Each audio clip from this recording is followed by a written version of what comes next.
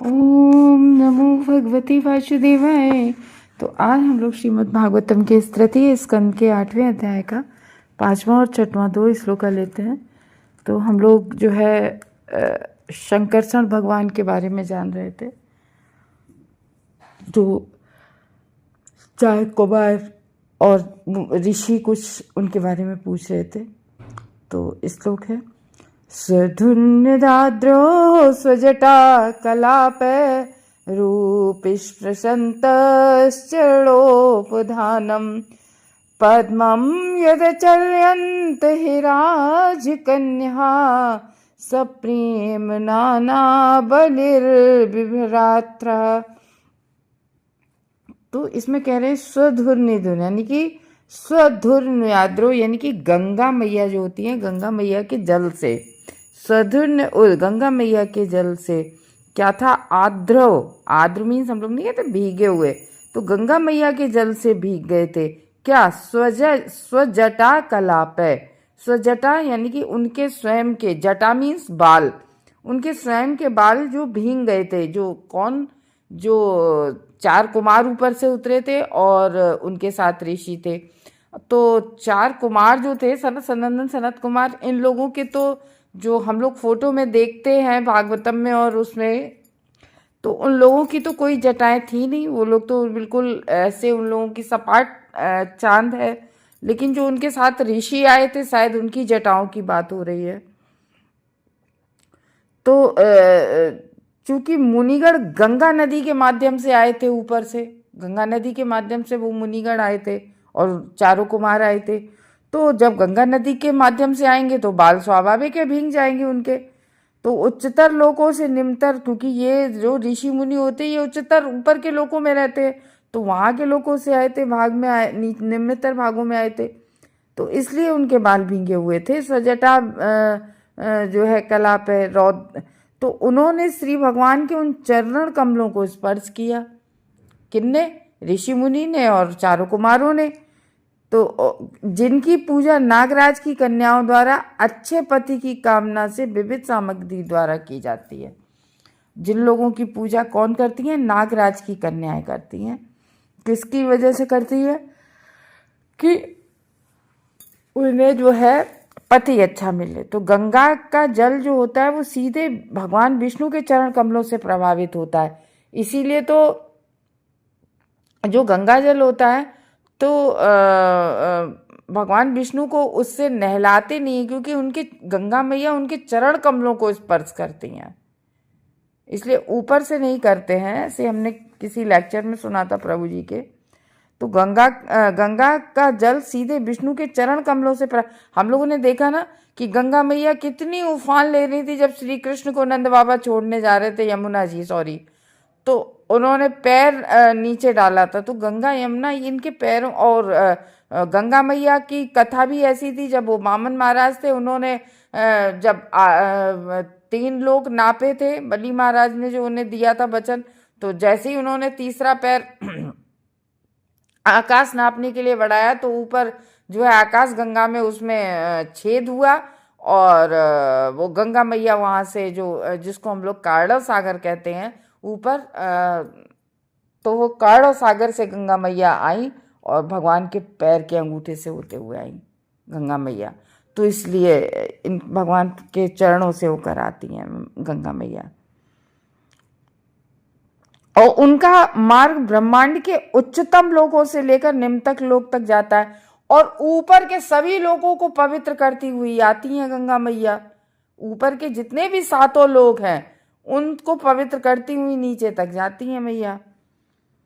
तो मुनिगण प्रवाहित जल का लाभ उठाकर सत्य लोक से नीचे आए। तो मुनिगणों ने क्या सोचा कि ये जल प्रवाहित हो रहा है, इसी के माध्यम से हम, इसी गंगा मैया के माध्यम से, जो गंगा मैया का जल प्रभावित हो रहा है ऊपर से, इसी के माध्यम से चले आए, उसका लाभ उठाया उन्होंने। तो ये परिवहन की यह विधि योग शक्ति से ही संभव हो सकती है। तो ये उनकी योग शक्ति थी, किसकी? मुनिगणों की।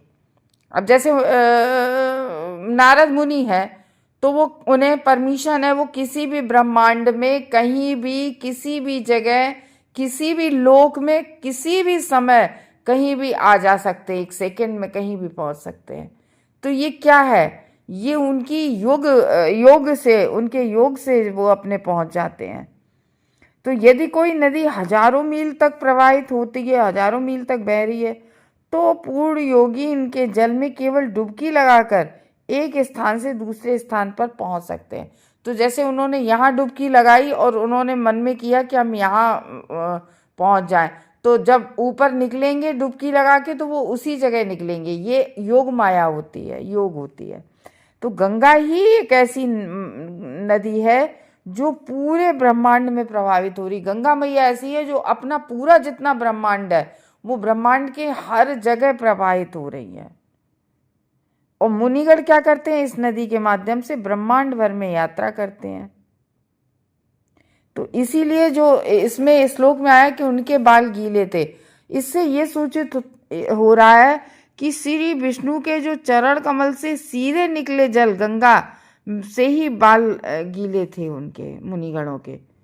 जो भी व्यक्ति अपने सिर से गंगा जल का स्पर्श करता है, जो हम सबको भी क्या है, घर में गंगा जल रखना चाहिए हर किसी को। तो इसमें देखो उसका क्या निकला है कि जो भी व्यक्ति गंगा जल को अपने सिर से स्पर्श करता है वह प्रत्यक्ष रूप से श्री भगवान के चरण कमलों को स्पर्श करता है। अगर गंगा मैया के जल, क्योंकि गंगा मैया भगवान विष्णु के चरण कमलों से ही निकली हैं, तो अगर किसी ने हम लोग लेके ऊपर नहीं वो कर लेते हैं कि पवित्र करने के लिए, तो वही कह रहे कि जो भी इसको अपने सिर पर धारण कर लेता है गंगा जल को, जो भी छिड़कता भी है, तो समझ लो उस भगवान विष्णु के चरण कमल। एक और खासियत है, आप 100 बार गंगा जल को महीन से महीन कपड़े से छानिए और बहुत साफ सुथरी आप कांच की बोतल में ही भर के रख लीजिए, और पता नहीं कहाँ से रेत के कण आ जाते हैं उस गंगा मैया में।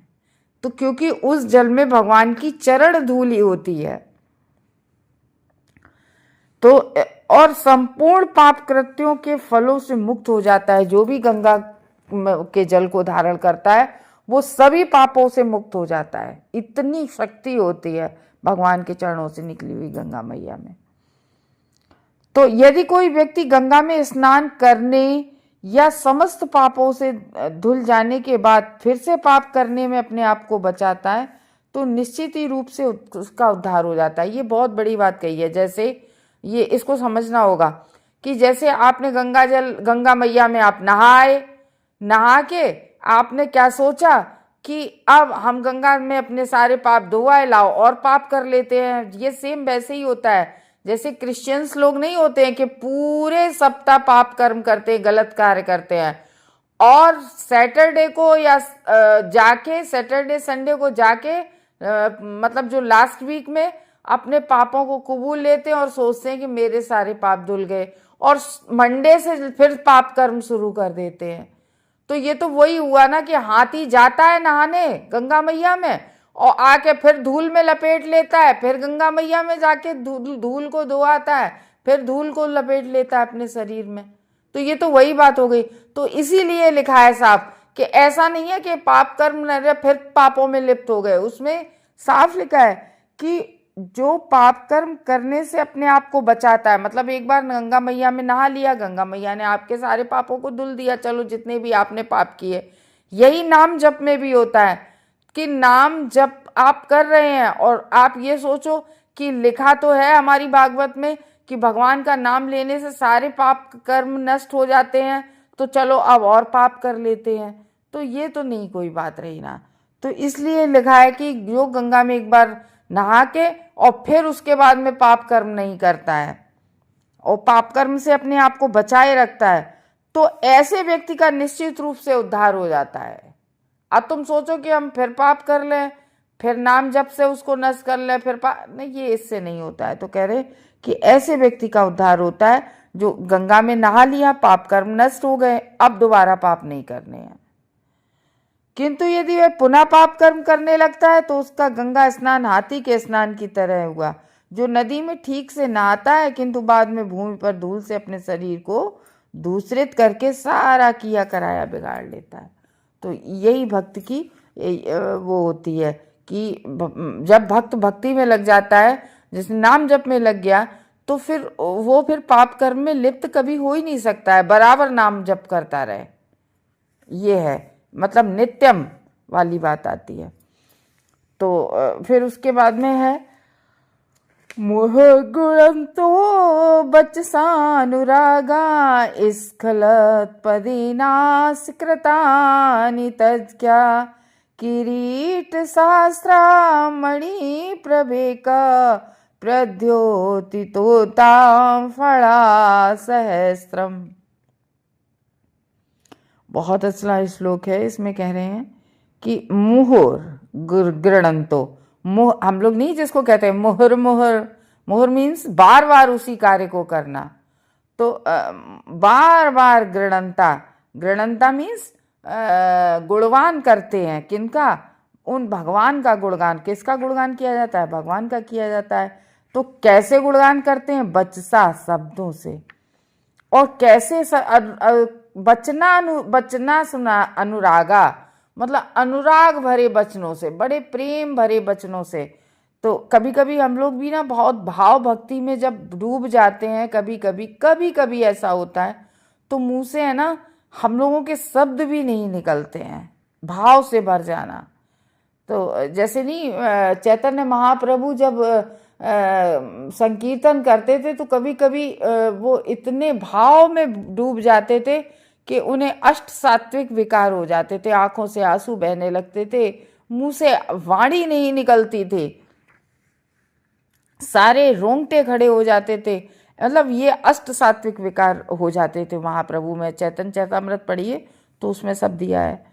तो सनत कुमार आदि जो चारों कुमार थे जो ऊपर से भगवान की महिमा को सुनने के लिए आए थे, तो एक्चुअली में क्या है, सनत ये चारों कुमार पहले निर्विशेषवादी थे, ब्रह्म को मानने वाले थे। लेकिन जैसे ही उन्होंने भगवान श्री कृष्ण के चरणों में लगी हुई जो वो भगवान विष्णु के चरण कमलों में चढ़ी हुई जो तुलसी मैया थी और पुष्प थे, उनको सूंघने लगे, तो उससे उनकी जो है वो भक्ति में, ये भक्ति के भी जो 5 तरह से होते हैं कि यदि भक्ति बढ़ानी है तो वो यही 5 तरीका। नंबर 1 सबसे पहले प्रसादम, भगवान को जो भी खाना है भगवान का भोग लगा के, भगवान का प्रसादम खाने से भी हमारी भक्ति बढ़ती है। नंबर 2 नित्यम भागवत सेवया, प्रतिदिन भागवत को सुनने से हमारी भक्ति बढ़ती है। और तीसरा, हमें भगवान की जो चरण कमलों में जो पुष्प अर्पित हम करते हैं, या भगवान की जो चंदन लगा के तो तुलसी दल भगवान को अर्पित करते हैं, उस तुलसी को सूंघना, भगवान का नाम जप करना, भगवान की अर्च विग्रह की सेवा करना, फिर देखो भक्ति कितनी जल्दी बढ़ती है ये 5 कर्मों से। तो कह रहे कि जो वो 4 कुमार थे, सनत कुमार आदि चारों कुमारों ने श्री भगवान की दिव्य लीलाओं के विषय में जानते थे कि भगवान की कैसी भगवान दिव्य लीलाएं करते हैं। तो ये जैसी हम लोग भी जब भगवान की लीलाएं सुनने लगते हैं तो भाव विभोर हो जाते हैं। तो क्योंकि ये भगवान का एक नाम और है उत्तम श्लोक के वार्ता, मतलब उन उत्तम श्लोकम वार्ता कि उन्हीं भगवान की बहुत उत्तम श्लोकों से उनकी जो प्रेयर की जाती है। प्रेयर बहुत सारे भगवान के भक्तों ने बहुत सुंदर सुंदर की हैं। भागवतम हम पढ़ेंगे तो जानेंगे। देखो हम लोगों ने फर्स्ट कैंटो में कुंती मैया की स्तुतियाँ देखी, बड़ी सुंदर स्तुतियाँ की हैं। उन स्तुतियों से जो कुंती मैया ने स्तुतियाँ की हैं कि वो उन स्तुतियों से हम भगवान की जो लीलाएं हैं, भगवान का स्वरूप है, भगवान को हम जान पाते हैं। फिर भक्त महाराज प्रहलाद ने गाई हैं, ध्रुव महाराज ने गाई हैं, और भीष्म पितामह ने गाई हैं स्तुतियाँ बहुत सुंदर सुंदर। ध्रुव महाराज को भी ऐसे ही हुआ था जब उन्होंने, जैसे अष्ट सात्विक विकार की बात हो रही, तो ध्रुव महाराज तो 5 वर्ष के बालक थे। तो उनकी कथा पढ़ो श्री कृष्णा बुक में तो देख हम लोगों को पढ़ने को मिलता है कि जब भगवान की स्तुति करी उन्होंने, भगवान की वो तपस्या कर रहे थे, तो भगवान विष्णु ने उनको दर्शन दिए। तो वो इतना सोच रहे थे पहले से कि भगवान आएंगे तो हम ये कहेंगे वो कहेंगे, बिल्कुल बोलती बंद, मुंह से कुछ भी नहीं निकल पा रहा उस ध्रुव महाराज से। तो विष्णु भगवान ने क्या किया, अपना जो हाथ में शंख लिए थे वो उनके मस्तिष्क पे टच करा दिया ध्रुव महाराज के। तो ध्रुव महाराज ने वो सुंदर वाणी में वो सुंदर उनकी प्रार्थनाएं की हैं ध्रुव महाराज ने। तो जब हम भागवतम पढ़ेंगे आगे आगे सब आएगा। तो इस तरीके से वो जो अनुराग भरे शब्द थे, स्नेह तथा प्रेम से भरे हुए शब्द से लय सह श्री भगवान का गुणगान किया। उस समय भगवान संकर्षण अपने, जिस समय गुणगान किया उस समय भगवान संकर्षण, देखो भगवान कृष्ण के साथ वही कैसे आए संकर्षण, जैसे सबसे पहले राम भगवान के साथ जो लक्ष्मण, वो संकर्षण है। भगवान लक्ष्मण राम भगवान के साथ जो लक्ष्मण आए संकर्षण है, भगवान विष्णु का ही एक तत्व है, लेकिन एक अवतार है तो वो अपने आप को सेवक में रूप में प्रेजेंट करते हैं। तो और उसके बाद में श्री कृष्ण आए तो बलराम आए, चैतन्य महाप्रभु आए तो उनके साथ नित्यानंद प्रभु आए। तो जो वही संकर्षण जो हजारों फनों पर धरती टिकी हुई है उन पर, तो श्री भगवान का गुणगान किया। उस समय भगवान संकर्षण अपने हजारों फणों को उठाए हुए अपने सिर की चमचमाती मणुओं से तेज बिखेरने लगे। तो जो जैसे ही संकर्षण महाराज ने अपना फण उठाया और उन फणों में जो मुकुट पहने हुए थे तो उसमें जो मणियां लगी थी वो बहुत चमचमा रही थी। जैसे ही सिर उठाया तो उनमें मणियां बहुत चमचमा रही थी। तो भगवान इसीलिए, क्योंकि उनकी जो स्तुतियां गाई जाती हैं बड़े बड़े उच्च कोटि के उत्तम श्लोकों से, उन्हीं भगवान की, इसीलिए और उनका एक नाम और पड़ा है उत्तम श्लोक।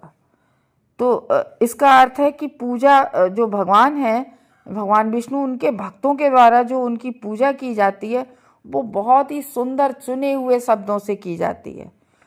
तो जो भक्त श्री भगवान की भक्ति, स्नेह एवं प्रेम पूर्णता निमग्न रहता है, जो भी व्यक्ति, उसके मुखारबिंद से ऐसे चुने हुए शब्दों की झड़ी लग जाती है। ये प्रार्थनाएं भी ना भगवान की कृपा से ही निकलती हैं, जो भगवान की भक्ति करता है। ऐसे अनेक उदाहरण हैं जिसमें एक छोटे से बालक ने भी श्री भगवान का महान भक्त था, ध्रुव महाराज, प्रहलाद महाराज। तो जब नहीं हिरण्याकश्यप ने कहा था तुम्हारे भगवान कहाँ हैं, तो खंबे से जब नरसिंह भगवान के रूप में अवतरित हुए थे, इतना क्रोध था उस समय उन्हें हिरण्यकश्यप को मारने के बाद में कि किसी की हिम्मत नहीं पड़ रही थी सामने जाने की। नारद जी की भी हिम्मत नहीं पड़ रही, वहाँ और सब देव थे, किसी की भी हिम्मत नहीं पड़ रही थी। तब नारद जी ने प्रहलाद महाराज से कहा कि प्रहलाद तुम जाओ, क्योंकि भगवान अगर किसी के प्रेमी है सबसे ज्यादा तो भगवान भक्त के प्रेमी हैं, बहुत भक्त के प्रेमी है भगवान। भगवान किसी चीज से ना रीझे, अपने भक्त से रीझते हैं। तभी तो रात में मंदिर के पट हो जाते हैं बंद, तो भक्त तो क्यों नहीं मंदिर हम लोग जाते हैं, क्योंकि भगवान का भक्त अगर पहुंच गया तो भगवान अपनी नींद तोड़ के भक्त के को दर्शन देते हैं।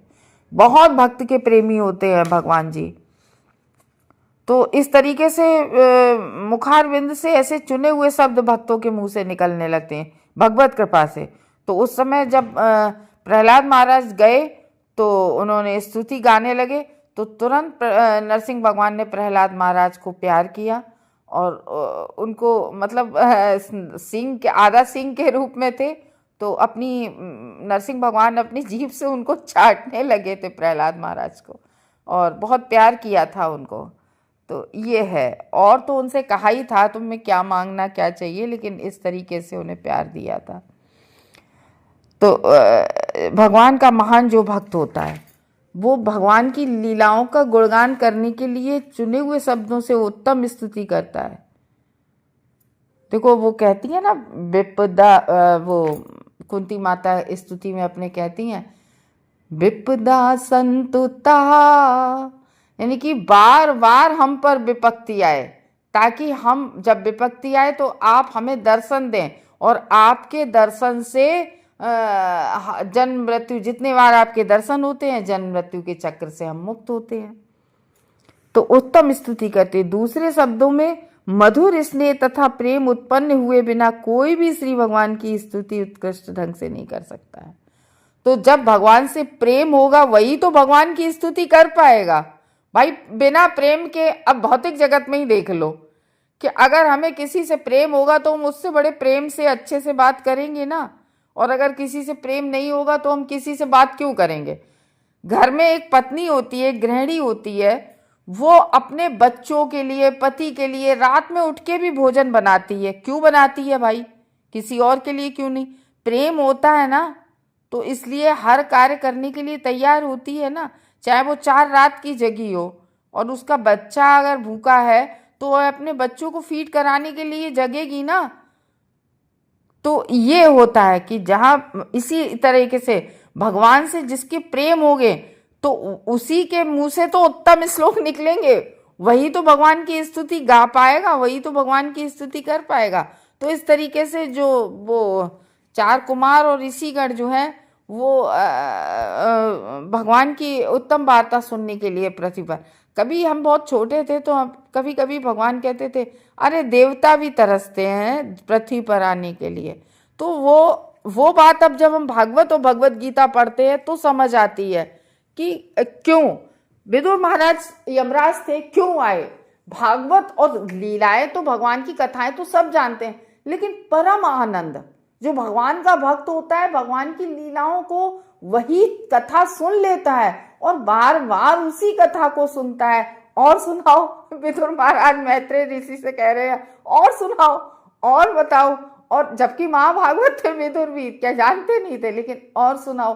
तो भक्त को जो एक आनंद आता है और वही आनंद हम लोगों को भी आना चाहिए। पर क्या है कि अगर हम लोग आत्मा से स्वयं को जोड़ें, क्योंकि आत्मा का स्वभाव ही है आनंद में होना। भगवान को आत्मा राम क्यों कहा जाता है, क्योंकि आत्मा राम, क्योंकि भगवान अपनी आत्मा में भी बड़े प्रसन्न रहते हैं अंदर, लेकिन भक्त के लिए अपनी आंखों को खोलते हैं। इसके पहले वाले श्लोक में हम लोगों ने देखा था ना, तीसरे चौथे में, कि भक्त के लिए भगवान ने हल्की अपनी आंखें खोली। तो ये है कि हम लोग भी अपनी आत्मा में, लेकिन हम लोगों को आत्मा में आनंद, जब हम लोग बहुत ही मतलब गहरी भक्ति में होते हैं तो 2-3 मिनट के लिए तो अपनी आत्मा में आनंद प्राप्त करते हैं, लेकिन फिर बाहर चेतना में हम लोग बहुत जल्दी लौट आते हैं।